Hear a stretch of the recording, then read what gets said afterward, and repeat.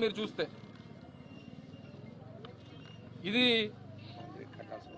Concrete తో సహజంగా మీరు చూడండి, మీరు ఎక్కడన్నా ఆ కొండ చర్యలు ఉన్నటువంటి ప్రాంతంలో రిటైనింగ్ వాల్ కట్టినప్పుడు కాంక్రీట్ వాల్స్ కడతారు. మీరు చూడండి, హనుమంతవాగ్ జంక్షన్ లో కానీ లేకపోతే ఇతర ప్రాంతాల్లో కానీ కొండవాళ్ళ ప్రాంతాలు ఎక్కడున్నా సరే కట్టాల్సినటువంటిది కాంక్రీట్ వాల్. ఇలాంటి ఫ్లై యాష్ బ్రిక్స్ తీసుకొని వచ్చి కడితే ఇది పరిస్థితి.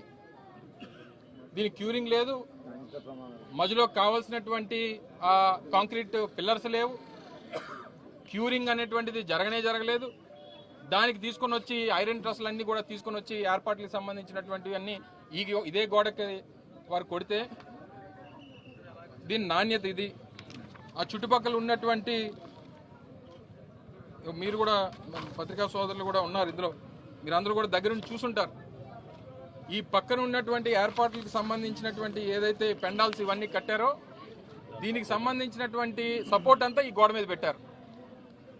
సహజంగా గాలి వచ్చినప్పుడు ఏమవుద్ది, అటు ఇటు పెద్ద ఎత్తున పెద్ద గాలి వచ్చింది, ఆ ఊగింది అంతా తీసుకుని వచ్చి ఆ కొండ చర్యలతో పాటు పూర్తిగా భక్తుల మీద పడిపోయి అక్కడికక్కడే 7 మరణించారు. పాప ఆ కుటుంబ సభ్యుల తాలూకా రోదన చూస్తే వాళ్ళని ఎవరు ఓదార్చేటువంటి పరిస్థితి లేదు. 30 ఏళ్ల కుర్రవాడు, 27 ఏళ్ళ ఆయన భార్య, ఆ భార్య తల్లి, వాళ్ళ మేనత్త, 2 యువకులు, అంబాజీపేటకు సంబంధించినటువంటి 2 యువకులు, ఒక స్టీల్ ప్లాంట్లో పనిచేస్తున్నటువంటి ఒక ఎంప్లాయ్. వారు కేవలం భక్తులుగా దేవుడి దర్శనానికి వచ్చి ఆ నిజరూప దర్శనం చేసుకుందామని చెప్పి పాప రాత్రి 2 గంటలకి క్యూ లైన్లో 300 రూపాయల లైన్లో నిలబడి చేస్తే ప్రభుత్వం కనీసం